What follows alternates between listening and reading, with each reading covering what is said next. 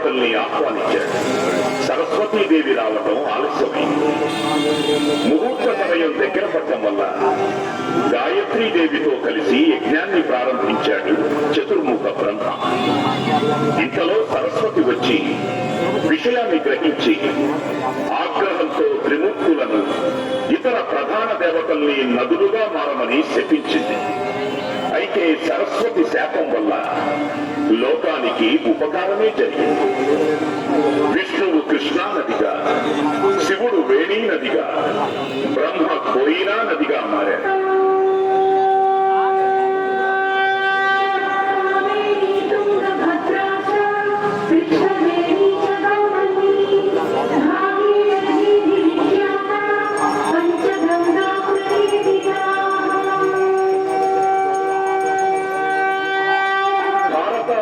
ప్రశస్తి పొందిన 5 నదులలో కృష్ణా నది విశిష్టమైనది, పరమ పవిత్రమైనది.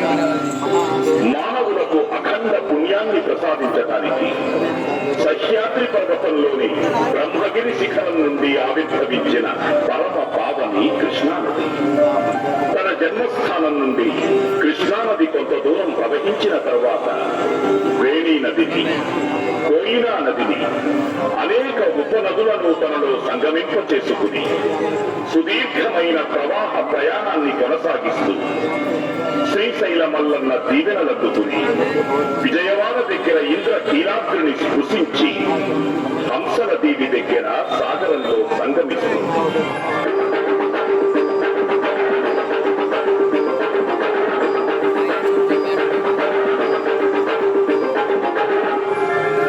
కృతయుగంలో కీలుడు అనే యక్షుడు తన జన్మను సార్థకం చేసుకోవడానికి జగన్మాత కోసం తపస్సు చేశాడు. ఆ తల్లి అనుగ్రహంతో పర్వతంగా మారాడు. దుర్గవాసురుణ్ణి వధించిన జగన్మాత దుర్గగా కీలాద్రిపై అవతరించింది. అనంతరం మహిషాసురుణ్ణి సంహరించి కనకప్రభలతో విచ్చేసిన అమ్మవారు కనకదుర్గగా ప్రఖ్యాతిగాంచింది.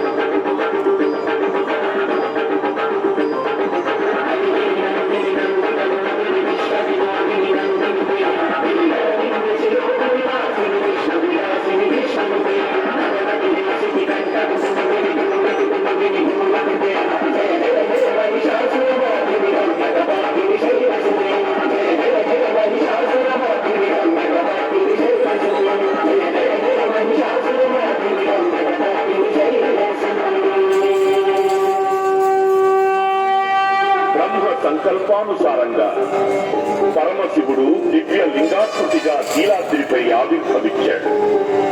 ఇంద్రాది దేవతలు వచ్చి అర్చనాది కైంకర్యాలు నిర్వహించారు. ఇంద్రుడు ప్రథమంగా రావటం వల్ల ఇంద్రకీలాద్రి అనే పేరు ఏర్పడింది. పాశుపతాస్త్రం కోసం తనకై తపస్సు చేస్తున్న అర్జునుడితో మల్లయుద్ధం చేసి అతని శక్తికి సంతసించి పాశుపతాస్త్రాన్ని ప్రసాదించి శివుడు మల్లేశ్వరుడైనాడు. ఇంద్రకీలాద్రి శిఖరాన అర్జునుడు స్థాపించిన పార్థివేశ్వర స్వామి వారిని నేటికీ మనం వీక్షించవచ్చు. శ్రీకంఠ లోకేశ లోకోద్భవ స్థాన సంహారకారి పురారి పురారి ప్రియా చంద్రధారా మహేంద్రాది బృందాన కానంద సందోహ సంధాయి పుణ్యస్వరూపా విరూపాక్ష నమస్తే నమస్తే అంటూ అర్జునుడు స్తోత్రం చేసిన మల్లేశ్వర దండకాన్ని ఆంధ్ర మహాభారతం అరణ్య పర్వంలో నేటికీ మనం చదవచ్చు. బ్రహ్మగిరి నుండి ఉరవళ్లతో పరవళ్లతో ప్రవహించే కృష్ణమ్మకు విజయవాటిక దగ్గర ఇంద్రకీలాద్రి అడ్డుకట్టగా నిలిచింది. కృష్ణమ్మ ప్రార్థనతో, దేవతల సూచనతో చిన్న సొరంగాన్ని దారిగా ఇచ్చాడు కీలుడు. కృష్ణమ్మ ఆ సొరంగం నుంచి మహోద్ధృతంగా ప్రవహిస్తూ అడ్డుగా ఉన్న కొండ భాగాన్ని బద్దలు కొట్టి ముందుకు దూకింది. బద్దలు కొట్టబడిన భాగం కొంత దూరం వెళ్లి ఆగింది. అది యనమల కుదురు కొండగా నేటికీ పిలువబడుతుంది. ఇక్కడ నుండి కృష్ణ నిర్నిరోధంగా అప్రతిహతంగా ప్రవహించి పులిగడ్డ దగ్గర 2 పాయలుగా చీలి సముద్రంలో సంగమిస్తుంది. కృష్ణా సాగర సంగమ ప్రదేశం అతి పవిత్రం, అత్యంత పుణ్య సముపేతం. పౌరాణికంగా చారిత్రకంగా ప్రసిద్ధి పొందింది విజయవాడ. శాసనాల్లో విజయవాడకు మొదటి పేరు బెజవాడ. కృష్ణానది ఇంద్రకీలాద్రికి పెద్దం చేసుకుని ప్రవహించింది కనుక ఈ ప్రదేశానికి బెజ్జంవాడ అనే పేరు వచ్చి అది క్రమంగా బెజవాడగా మారింది. అర్జునుడికి మరొక పేరు విజయుడు. ఇక్కడ తపస్సు చేసి శివుని చేత పాశుపతాస్త్రం పొందాడు కనుక విజయవాటిక అనే పేరు వచ్చింది. పల్లవరాజైన మాధవవర్మ ధర్మ నిరతికి సంతసించి దుర్గా మల్లేశ్వరుడు కనకవర్షాన్ని కురిపించారు కనుక కనకపురి అని, అమ్మవారు శత్రువులను జయించింది కనుక జయపురి అని పేర్లు ఏర్పడ్డాయి.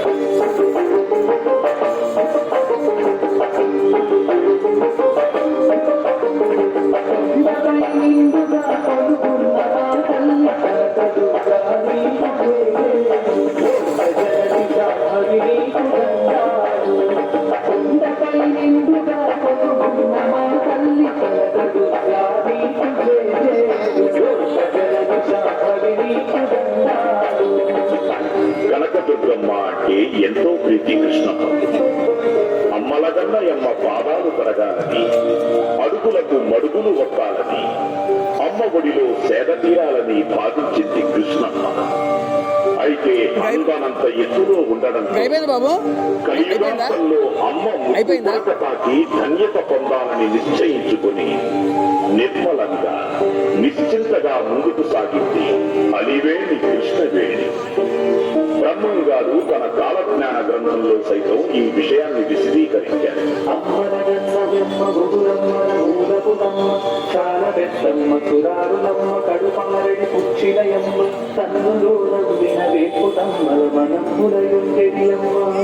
దుర్గమాయమ్మ సుపీక్షుత మహత్వ కవిత్వ పటుత్వ సంపద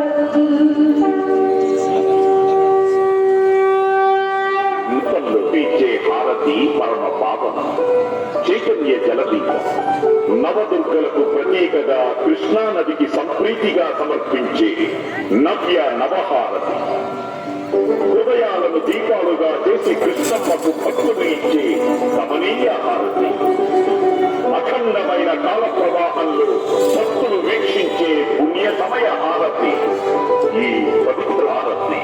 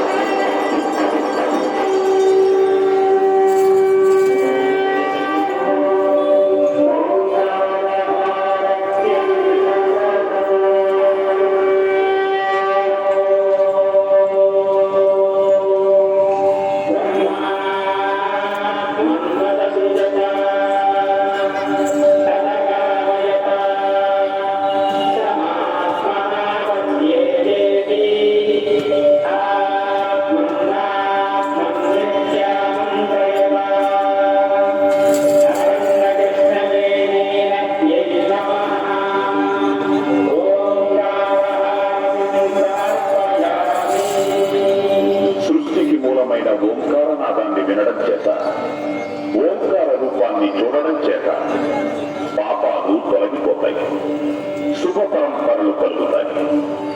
ఓంకార హారతిని దర్శించడం వల్ల భక్తులకు మోక్ష ఫలం లభిస్తుంది.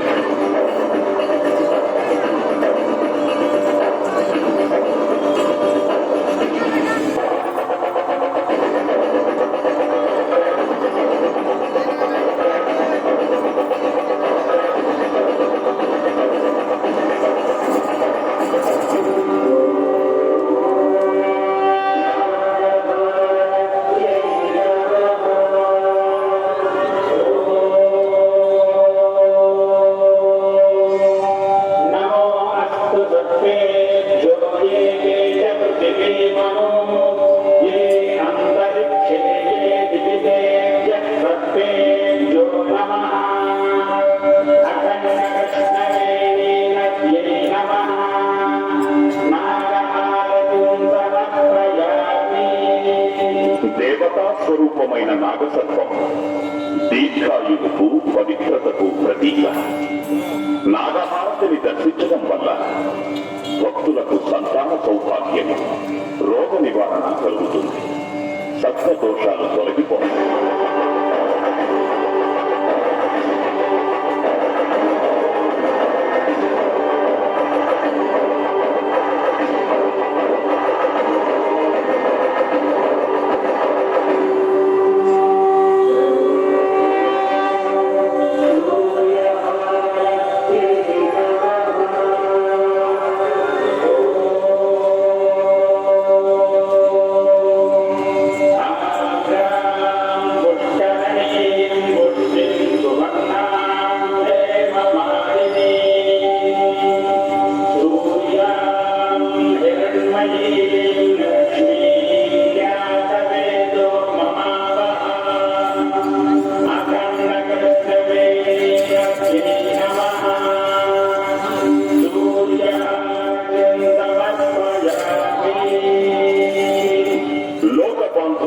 కర్మసాక్షి అజస్ర సహస్ర నిజ ప్రభలతో వెలుగుందే సూర్యుడు. దుర్గమ్మకు కుడికన్ను. సూర్యహారతి దర్శనం వల్ల భక్తులకు జ్ఞానము, ఆరోగ్యము లభిస్తుంది.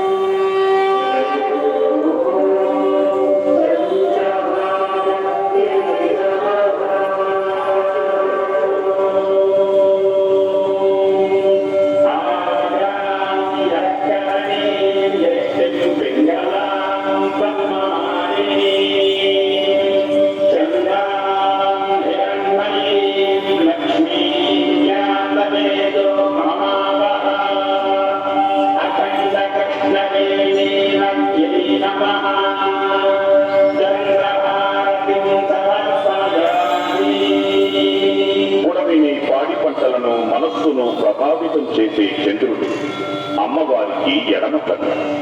చంద్రహారతి దర్శనం వల్ల భక్తులకు పరోపకార బుద్ధి, ధార్మికమైన మనస్సు, దానగుణము వృద్ధి చెందుతాయి.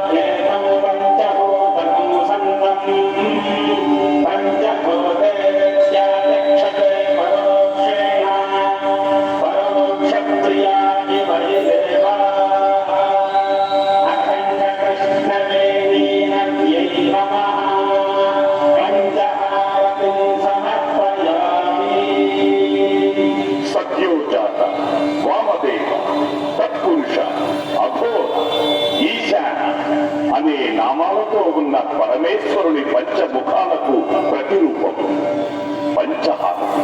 ఈ హారతి దర్శనం వల్ల భక్తుల పంచమహాపాతకాలు నశిస్తాయి, పంచ ప్రాణాలకు స్వాంతన కలుగుతుంది, మల్లేశ్వర స్వామి వారి పరిపూర్ణ కటాక్షం లభిస్తుంది.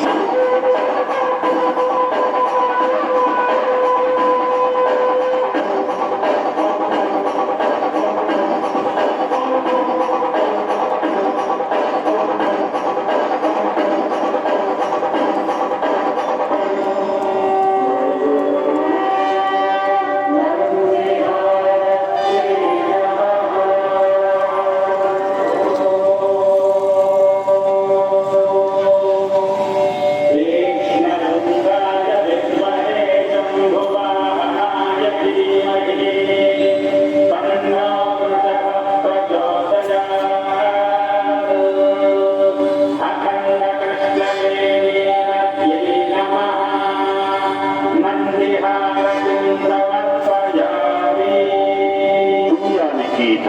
సర్వానికి ప్రత్యక్షంగా కనిపించే సుఖరూపుడు నందీశ్వరుడు.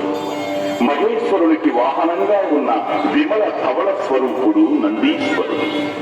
నందిహారతి దర్శనం వల్ల భక్తులకు నిర్మలమైన జ్ఞానము, సకల ధర్మాచరణ ఫలప్రాప్తి కలుగుతుంది.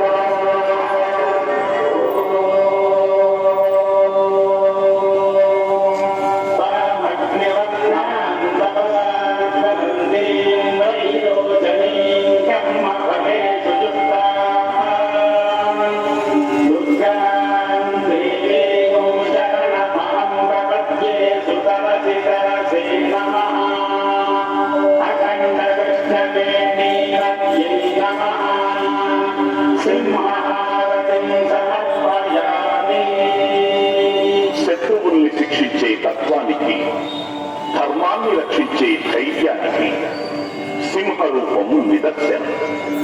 సింహం అమ్మవారికి వాహనం. సింహహారతి దర్శనం వల్ల భక్తులకు విజయము, దుర్గమ్మ అనుగ్రహము లభిస్తుంది.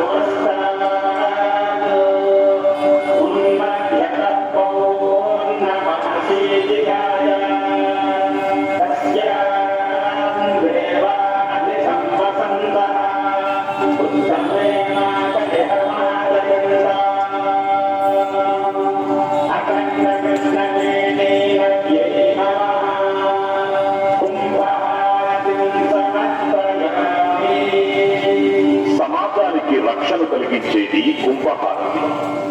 మహిమాన్వితమైన కుంభహారతిని దర్శించటం వల్ల భక్తులకు అగణ్యమైన పుణ్యము, పంచభూతాత్మకమైన జీవరక్ష లభిస్తుంది.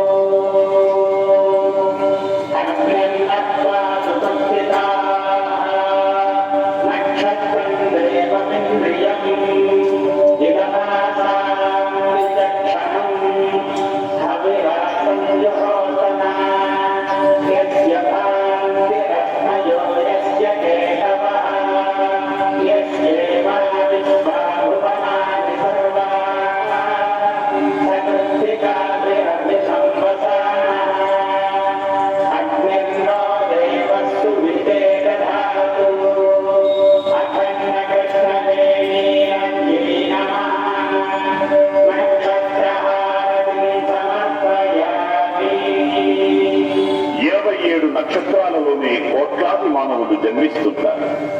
మానవ జీవనానికి నక్షత్రాలు మూలం. నక్షత్రహారతి దర్శనం వల్ల భక్తులకు తేజస్సు, అక్షయమైన పుణ్యము, పవిత్రహారతి సంపూర్ణ వీక్షణ పుణ్యఫలం లభిస్తుంది.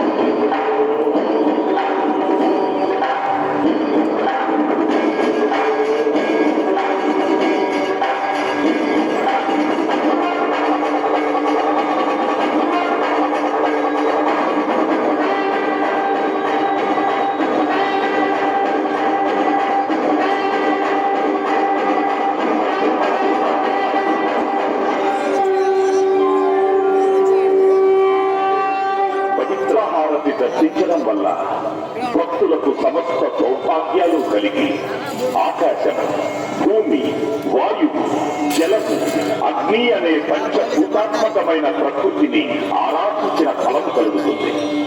భక్తులందరికీ ప్రాణంగా, వేదనాదంగా కృష్ణమ్మ నిరంతరం ప్రవహించాలని ప్రార్థించుదాం.